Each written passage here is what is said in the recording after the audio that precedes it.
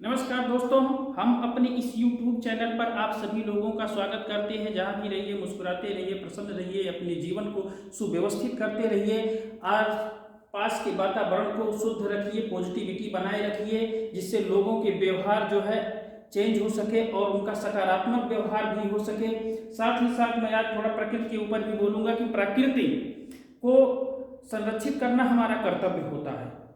अगर प्रकृति को हम संरक्षित नहीं करेंगे, पेड़ पौधों को नहीं लगाएंगे, तो ये हमारा जो है प्रकृति शीघ्र नष्ट हो जाएगा। इससे मानव के ऊपर संकट उत्पन्न हो जाता है।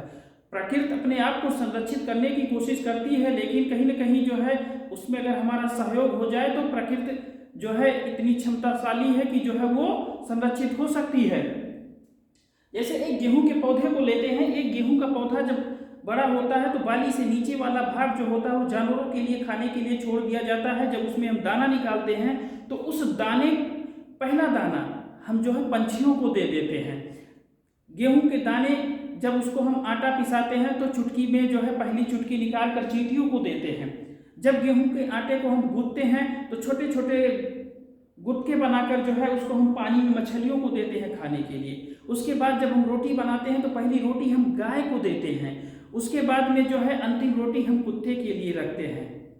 इस प्रकार एक प्रकृति में एक पौधे से अगर हम सोचेंगे एक पौधे से कितनी क्रमबद्धता चलती जाती है, तो वो प्रकृति जो होती है किस तरीके से जो है मैनेज करती है, उस मैनेज को व्यवस्थित करना, पेड़ पौधों को लगाना हमारा अपना कर्तव्य होता है। जो कि उसके बिना हरियाली के जो है भविष्य जो है अंधकारमय होगा। इसलिए पर्यावरण को हम सुरक्षित रखें। आइए हम अपने जो है टॉपिक पर चलते हैं। गुप्तकालीन प्रशासनिक व्यवस्था का अध्ययन करेंगे। गुप्तकालीन सीरीज की अगली कड़ी में जो है गुप्त काल में जो प्रशासनिक व्यवस्था होता था, राज्य का प्रधान राजा होता था। उसकी सहायता के लिए मंत्रिपरिषद होती थी जिसे अमात्य कहा जाता था। और राजा जो है महाराजा धीराज तथा परम भट्टारक जैसी उपाधियों को धारण करता था। मंत्रियों का पद जो है लगभग आनुवंशिक होता था और एक मंत्री एक से अधिक पद धारण किए हुए होते थे। जैसे हरिसेन को ले लीजिए। हरिसेन ने मशक, माँ का मतलब महादंडनायक, सा का मतलब संधि विक्राई, का मतलब कुमारा माती, 3 पदों को इसने धारण किया था। और जो आनुवंशिक होते थे जैसे ध्रुवभूत थे, ध्रुवभूत का पुत्र हरिसेन था, ये भी मंत्री था। हरिसेन का पुत्र वीरसेन, ये भी मंत्री था। वीरसेन का पुत्र अनंत सेन, ये भी मंत्री था। इस तरह हम देखते हैं कई पीढ़ियों, एक पीढ़ी से कई पीढ़ियों तक जो है मंत्रिपरिषद आनुवंशिक रूप से चलती रहती थी। लेखों में कई मंत्रियों के नाम का उल्लेख मिला है जो हम एक ट्रिक के माध्यम से अध्ययन करेंगे। जैसे ध्रुव कुमार ने महादंडनायकों से सर्व प्रकार से आग्रह किया कि संधि को अधिकृत किया जाए और भाट और पील को पूर्व में पुस्तक के हिसाब से न्याय दिया जाए।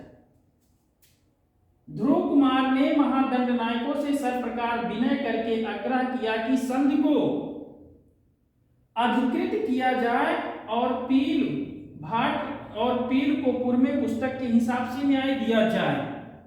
ध्रुव का मतलब ध्रुवाधिकरण, कुमार का मतलब कुमारा मात्य, महादंडनायक का मतलब महाछपटलिक, महादंडनायक और दंडपाशिक, सर मतलब सर्वाध्यक्ष, विनय का मतलब विनय से स्थापक, कर का मतलब करणी, आग्रह का मतलब अग्राहिक, संधि का मतलब महासंधि विग्राहिक, अधिकृत के मतलब महामंडाधिकृत और महाबलाधिकृत, भाट का मतलब भटास्वापति, पील का मतलब महापीलपति, पुर का मतलब पुरपाल, पुस्तक का मतलब पुष्टपाल, न्याय का मतलब न्यायाधिकरण इत्यादि। इनके निम्न मंत्रियों के क्या क्या विभाग थे इसको हम आकर अध्ययन करते हैं। ध्रुवाधिकरण, ये भूमि कर वसूल करने वाला प्रधान अधिकारी होता था।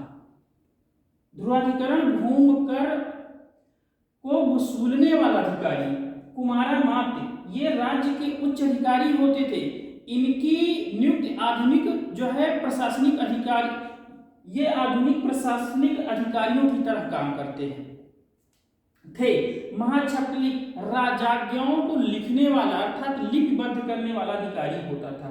महादंडनायक ये न्याय का मंत्री होता था। दंडपाशी पुलिस विभाग के प्रधान अधिकारी को कहा जाता था। सर्वाध्यक्ष राज्य के सभी विभागों का केंद्रीय अधिकारी होता था। विनय स्थित स्थापक धर्म एवं संघ से संबंधित मामलों का अधिकारी होता था। कर्णिक भू आलेखों को सुरक्षित करने वाला तथा ये महाछाटलिक के अंतर्गत काम करने वाला अधिकारी होता था।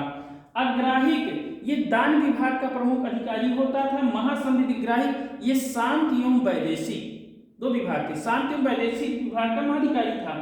और महामंडलाधिकृत राजकीय कोषों का प्रधान अधिकारी होता था। महाबलाधिकृत सेना का सर्वोच्च अधिकारी इसी को कहा जाता था। भटास्वापति घुड़सवार सेना के प्रधान को कहा जाता था। महापीलपति ये हाथियों की सेना के प्रधान को कहा जाता था। पुरपाल ये नगर का प्रधान अधिकारी होता था। पुष्टपाल राजकीय अभिलेखों को सुरक्षित करने वाला अधिकारी होता था। न्यायाधिकरण ये भूमि संबंधी विवादों का निपटारा करने वाला प्रधान अधिकारी होता था। इस प्रकार हमने गुप्तकालीन जो है संस्कृत का प्रशासनिक व्यवस्था का अध्ययन किया। अगली वीडियो में गुप्त काल से संबंधित हम अनेक तथ्यों को जानकारी अर्जित करेंगे। तब तक के लिए नमस्कार।